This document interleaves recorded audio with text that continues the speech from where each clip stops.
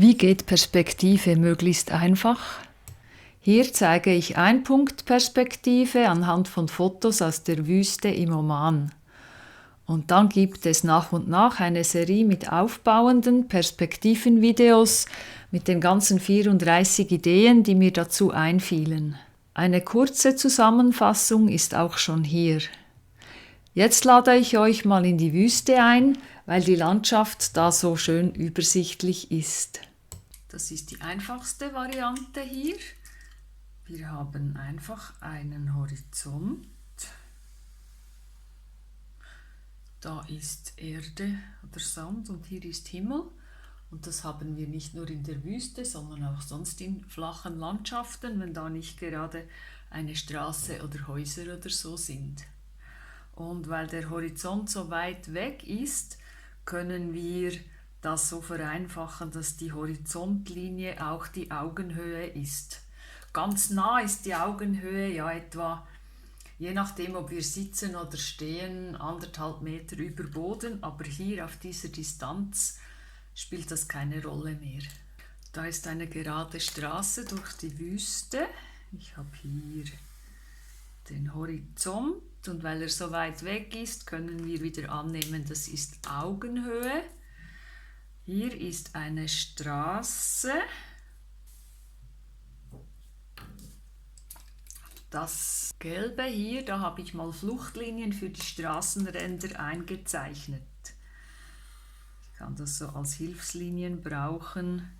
Jetzt für die Straße wäre das nicht nötig, aber für andere Sachen später sehen wir, wozu das gut ist. Auf dem Foto ist der Fluchtpunkt, also der wäre hier, der Fluchtpunkt, ist auf dem Foto nicht ganz in der Mitte, aber so zum Üben können wir das auch gerade so einfach in der Mitte zeichnen und die Straße, die da zum Horizont und zum Fluchtpunkt verläuft. Weil je weiter etwas weg ist, desto kleiner erscheint es ja. Und die ganze Breite der Straße geht hier gegen Null, und zwar gerade am Horizont, wenn die Landschaft ganz flach ist. Wenn wir jetzt Dinge neben der Straße haben, die oberhalb der Augenhöhe sind, das wäre in diesem Fall diese Tafel und die Tafel weiter hinten, wenn die jetzt gleich hoch sind, sind die oberen Punkte gleich hoch. Wenn sie den gleichen Abstand von der Straße haben,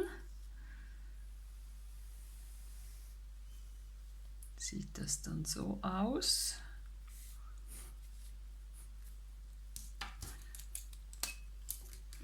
Also die Objekte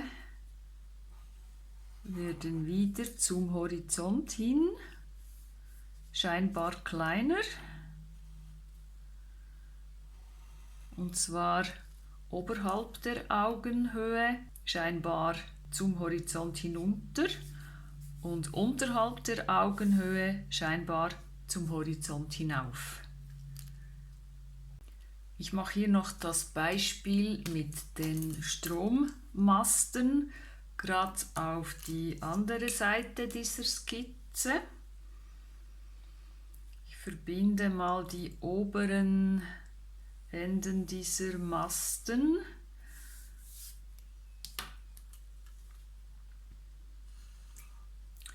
Das ist da der erste.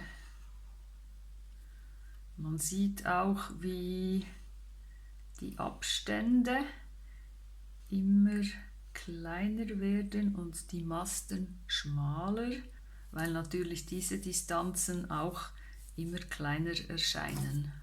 Die sind da ein bisschen vor dem Horizont und gehen auch immer näher zum Horizont. Und das Gleiche, was wir da bei den Straßentafeln und bei den Strommasten gesehen haben, können wir auch mit Bäumen oder Häusern durchspielen. Ich hätte da wieder eine ganz gerade Straße in einer ganz flachen Landschaft. Und hier wären so die oberen Enden von Bäumen. Wenn das jetzt eine Allee wäre, dann nehme ich hier noch 2 Hilfslinien. Ich habe hier je 2 Fluchtlinien eingezeichnet, damit ich eine Orientierung habe, wie diese Bäume in dieser Allee, die alle gleich groß sind, da aussehen würden. Für die unteren Enden der Stämme kann ich auch noch eins machen. Sie sehen hier wieder immer näher aus.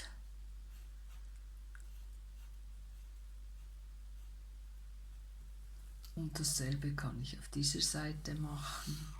Der obere Teil vom Baum geht bis da. Hier mache ich mir noch eine Hilfslinie. Und ich nehme gern Gelb für Hilfslinien, auch in richtigen Skizzen, also wenn ich draußen skizziere, weil das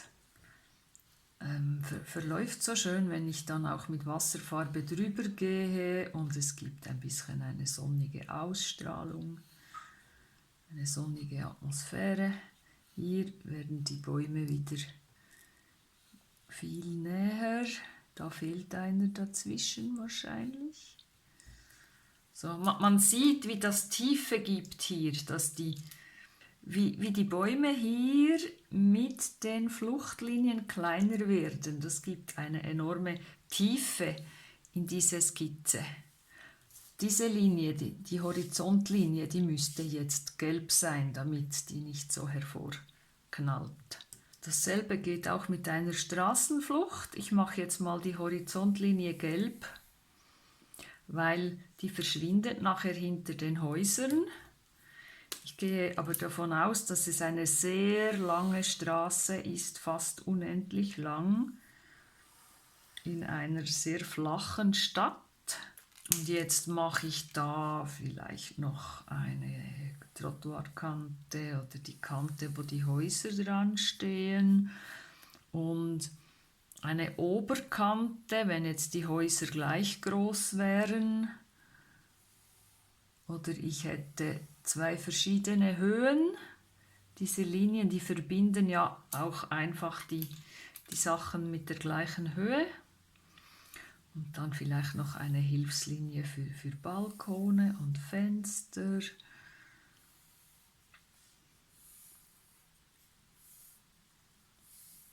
Ich beginne mal mit einem Haus, das hier steht. Hier vereinfachen wir, dass das senkrecht hinaufgeht. Und hier wäre eine Fensterreihe. Und hier oben könnte eine Fensterreihe sein. Diese Fenstersimsen, die sind ja allermeistens horizontal.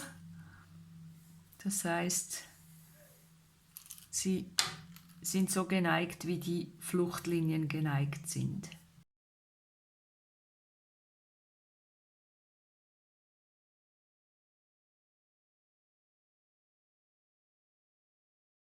Hier habe ich wieder die Hilfslinien für die Fenster.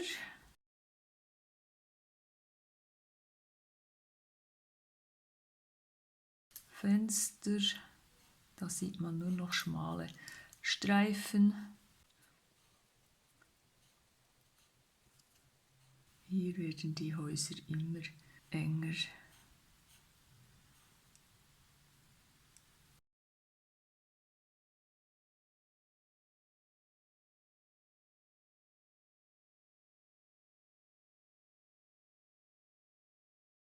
Mit diesen Fluchtlinien, wenn die im Fluchtpunkt zusammenlaufen, bekommen wir eben diese Tiefe. Und so kann man spielen damit. Ich kann jetzt mit dem gleichen Prinzip Zum Beispiel, ich nehme jetzt das mit den Häusern und ich nehme den Fluchtpunkt hier ein bisschen rechts.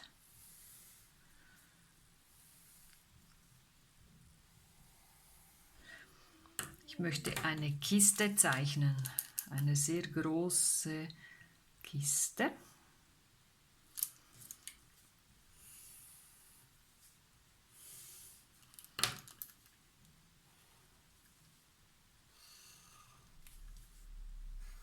Oder ein großes Haus.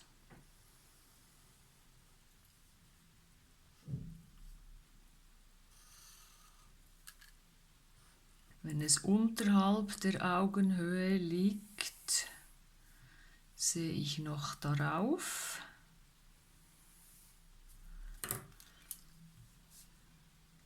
Horizontal bleibt horizontal, wenn ich so frontal darauf schaue.